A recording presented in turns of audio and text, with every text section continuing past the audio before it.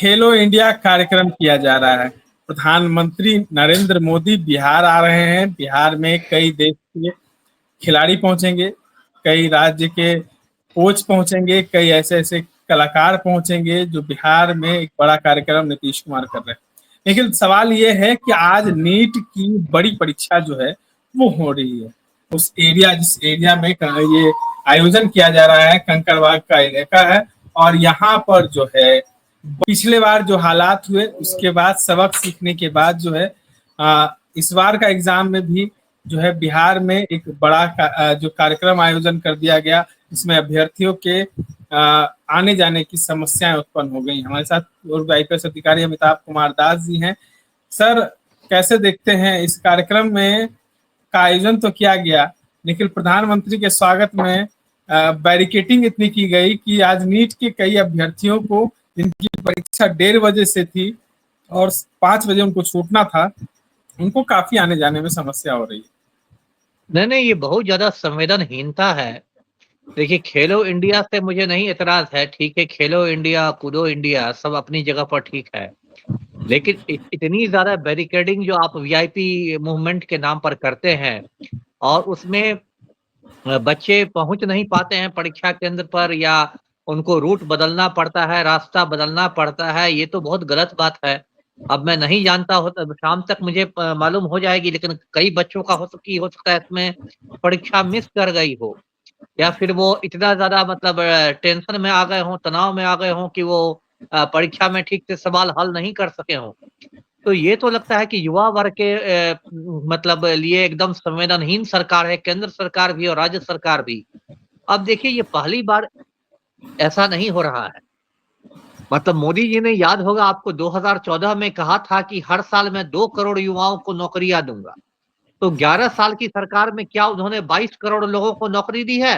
नहीं दी है। उल्टे अभी ये हो गया है कि सेना में नियमित बहाली पर रोक लगा दी गई है और अब अग्निवीरों की बहाली होती है। 4 साल के लिए अग्निवीर बहाल किए जाते हैं और 4 साल बाद उनको सड़क पर छोड़ दिया जाएगा। उनको ना कोई पेंशन मिलेगा, ना कोई ग्रेच्युटी मिलेगी, कुछ नहीं मिलेगा। पहले देखिए, छोटे शहरों में, कस्बों में, गांवों में लड़कों का एक सपना रहता था कि फौज में हम लोग जाएं। फौज की की जो नौकरी थी, सेना की नौकरी, एक इज्जत की नौकरी मानी जाती थी।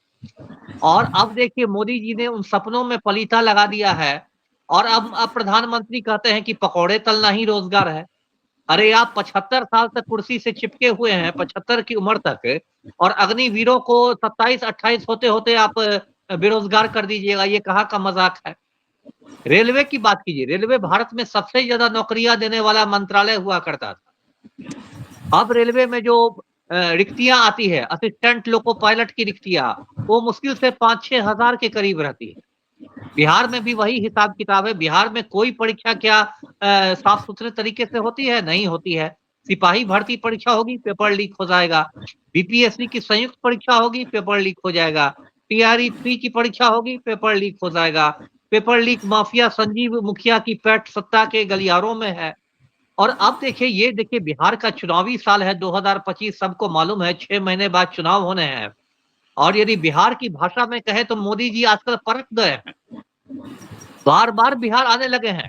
धमाका हुआ पहलगाम में, इनको जाना चाहिए था, पहलगाम कश्मीर जाना चाहिए था, तो मोदी जी पहुंच गए थे मधुबनी, है ना। तो ये लोग तो सिर्फ कुर्सी के लिए काम करते हैं, लेकिन क्या इनको पहले मालूम नहीं था कि नीट की परीक्षा होने वाली है? एक अखिल भारतीय परीक्षा होती है नीट की परीक्षा, और इसी के द्वारा सरकारी मेडिकल कॉलेजों में बच्चों का एडमिशन होता है। तो क्या ये सरकार को पता नहीं था, या सरकार के विभागों में तालमेल की इतनी कमी हो गई है कि एक विभाग को नहीं पता चलता है कि दूसरे विभाग में क्या हो रहा है? खेल विभाग को नहीं पता चलता है कि शिक्षा विभाग में क्या हो रहा है? तो ये तो पूरी तरह सरकार की विफलता है। देखिए, मैं बार बार कह रहा हूं कि जिस तरह बच्चों को मजाक बनाया जा रहा है, यदि सारे बेरोजगार एक हो गए तो मुख्यमंत्री नवंबर महीने में बेरोजगार हो जाएंगे। जी मुख्यमंत्री इतनी बड़े कार्यक्रम कर रहे हैं और बच्चों का भविष्य के साथ वो कहीं ना कहीं खिलवाड़ कर रहे हैं। ठीक है, बैरिकेटिंग की गई, बच्चों को सेंटर तक पैदल जाना है, या घूम के रास्ता बदल कर जाना है। तो क्या मुख्यमंत्री को ये नहीं सुझा क्या नीट की परीक्षा के अभ्यर्थियों को दिक्कत ना हो, उनको सेंटर तक आसानी से पहुंचने दिया जाए?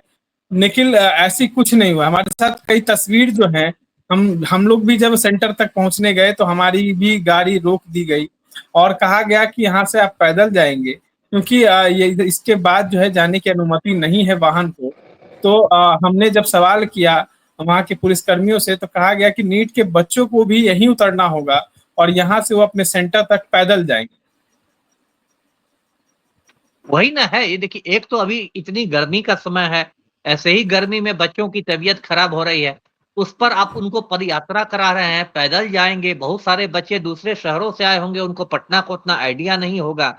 ये क्या मजाक हो रहा है? देखिए, टोटल संवेदनहीनता है। और कितने दुख की बात है कि जो पलटू राम जो मुख्यमंत्री हैं, इन्होंने अपने राजनीतिक करियर की शुरुआत की थी छात्र आंदोलन से।